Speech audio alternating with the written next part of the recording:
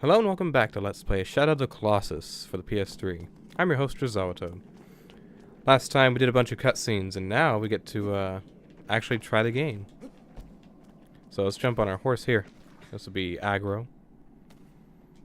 And just force it to go down the stairs. So the controls for this game are a little bit different. When you're riding aggro, you can keep tapping X, but you're supposed to just hold X after you get to full speed. And you maintain your same speed. Every time a kick goes faster, but it only hits a certain speed, and then you just hold X. So triangles, it just explains the controls pretty much, so I don't really need to explain them again. You start off the game with a sword, which you can swing like so, and a bow and arrow. And throughout the game, there are different ways of unlocking different arrows and such. It's strange how you do it, but there are different ways to unlock different kinds of arrows, and I believe you do it like after the first time you beat the game. See if I can shoot this bird down. No, I mean you can shoot the bird, but also if you see in the bottom right corner there, we have a red bar and a pink circle. The red bar is your health, and the pink bar is your stamina. Now every time you beat a Colossus, your stamina bar or your stamina gauge increases in size. And your health bar slightly increases. But the main way to increase your health bar in this game is fruit like this that are in trees. And this first one here just gives you a tiny bit. Doesn't help too much. But you see it made some sort of a difference there. Now, for some reason I always thought that this tree had more fruit in it than that. But I believe it just has the one piece. Because I've checked several times when I played through the game recently. So, there are different trees throughout the game though, different places, like several different locations. You can get that health bar to be huge if you take your time and explore and get all the different fruits in the trees.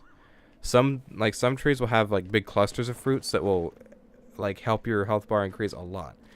Now, the way to increase your stamina bar is of course by beating Colossi.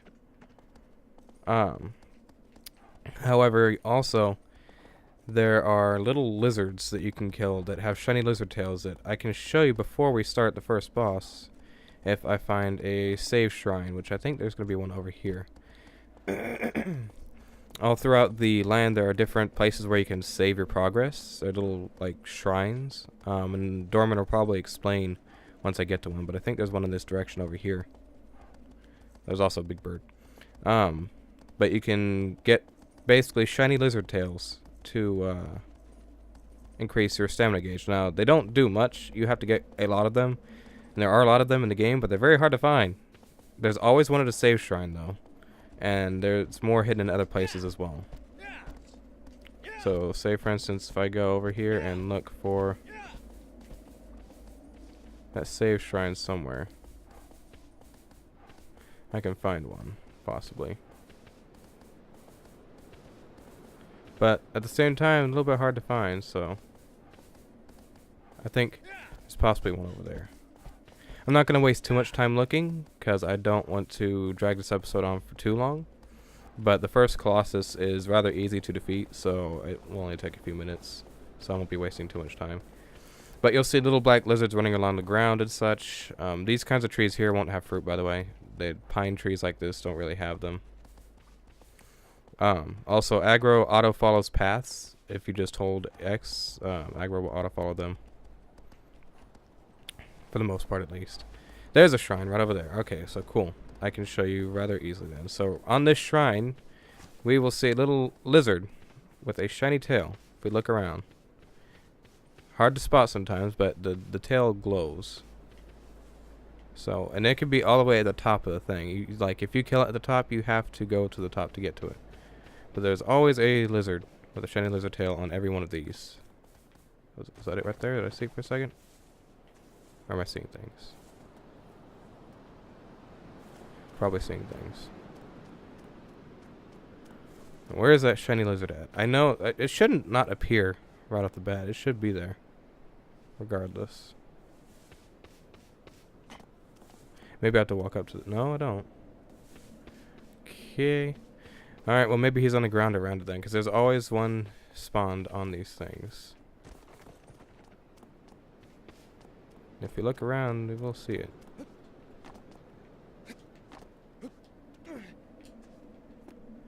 Let's just climb around on it. Oh, there it is. There he is, right there. Stay still, little lizard.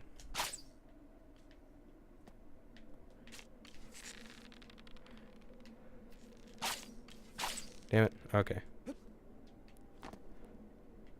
Where'd he go? Did he climb straight up? I believe so. Well, let's climb up and follow him. Over here.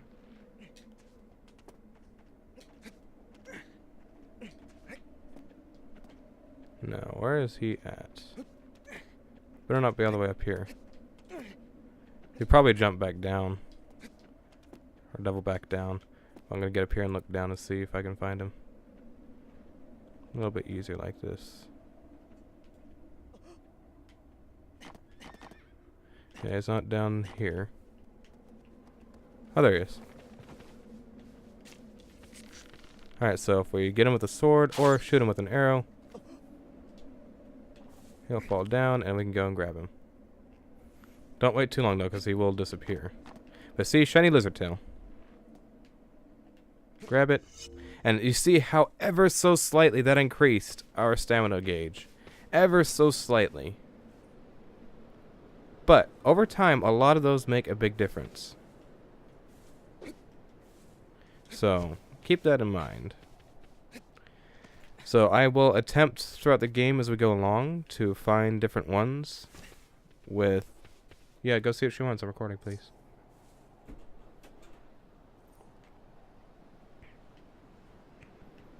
Sorry about that. I had an interruption. But throughout the game, I will attempt to find lizard tails and different fruits. There will be some episodes where I will just be wandering around the land looking for fruits and such. So, there's a trophy to... There's a separate trophy for getting all the fruits in the game and all the shiny lizard tails.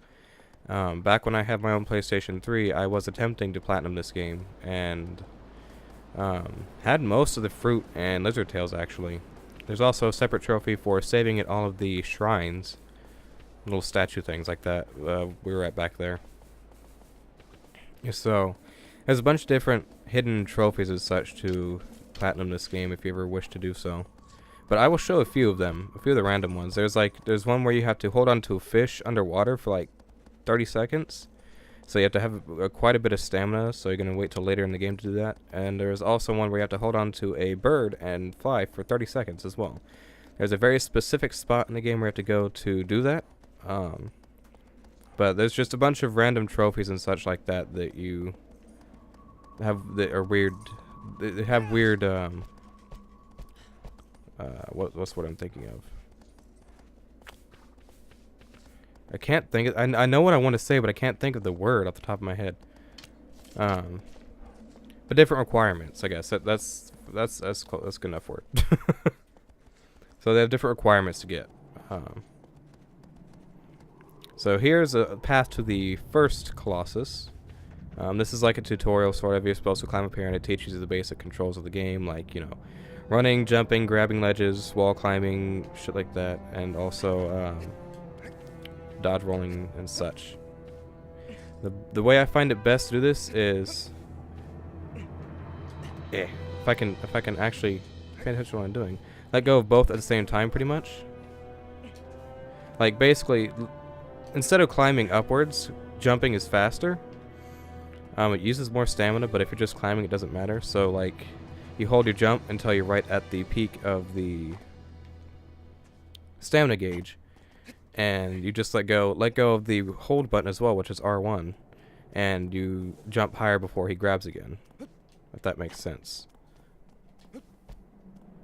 So I will show you again in a minute when I'm scaling. I'll show you when I'm scaling the Colossus in a little bit here, because it's not too far above this that we have to get to the Colossus.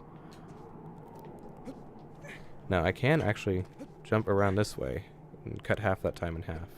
You can also side jump, and it's a little bit faster, but right there it's easier just to sidle or hand walk or whatever you want to call that. So the first Colossus is right up here. pretty average sized for the compared to the other Colossi. It's pretty average sized. Not too big, not too small. Rather easy to get to. As you can see, on this Colossus there is fur. So the main way that you want to climb up on them and grip on them is their fur. And they get their attention. You just fill them full of arrows. Piss them off. And you can also go like this. So he's like a big bear of sorts. You want to piss him off, and he's going to come and look at you and be like, hey, what the hell you want? And what you want to do is not get hit by his giant hammer, and you don't want to be touching the ground when he slams anything into the ground. You want to get to the back of his leg here, and Dorman's going to give you a hint and be like, hey, so do this, and you'll be able to do this and this and that. You want to stab his leg twice. Once and twice. And that's going to make him fall down. And then my favorite music in the game plays. This is called The Opened Path, I believe. If you ever want to look up the OST for the game, it's called The Opened Path. But it is my favorite soundtrack from the game, favorite song. It's very fitting. So you want to make your way over to this platform here, get your way up, crouch, and regain your stamina.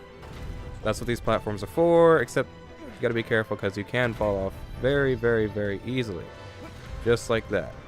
But grabbing is a little bit glitchy as well. Not bad glitchy, it usually works in your favor. But yeah, there's a lot of tumbling effects as well, if you couldn't tell. So you can go like this. I didn't want to jump sideways, I want to jump straight up. That's why they kind of have these rails here, so you can regain your stamina but still grab onto stuff.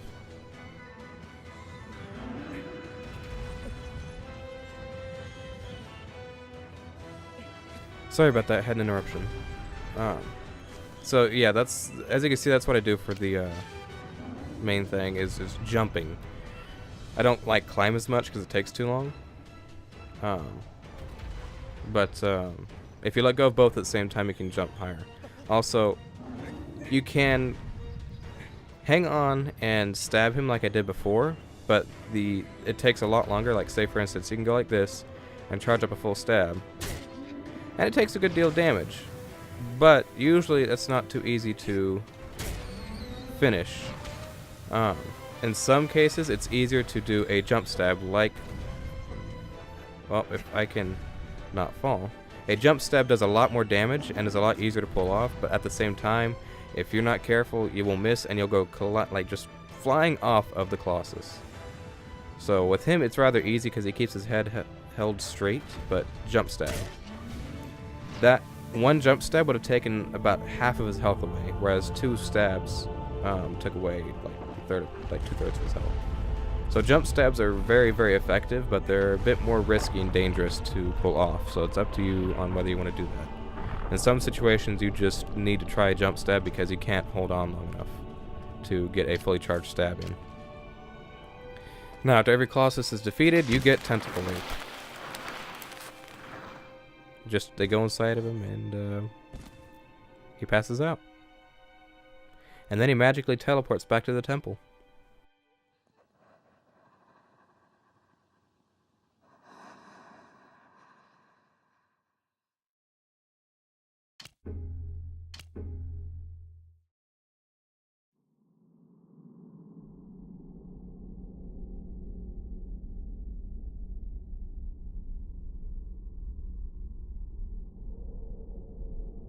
And there's a shadow of the first Colossus.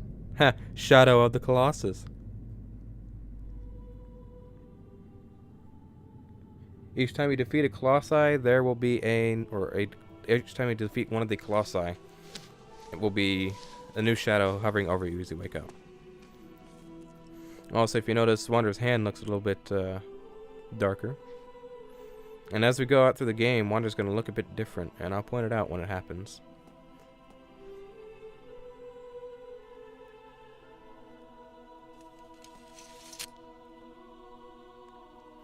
We go stare at his dead girlfriend's body.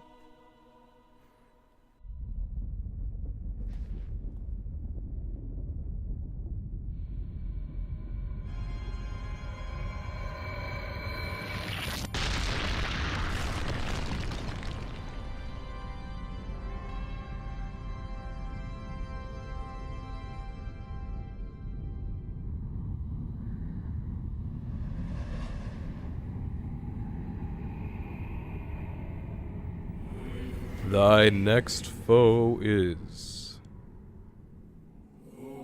In the seaside cave, it moves slowly. Raise thy courage to defeat it.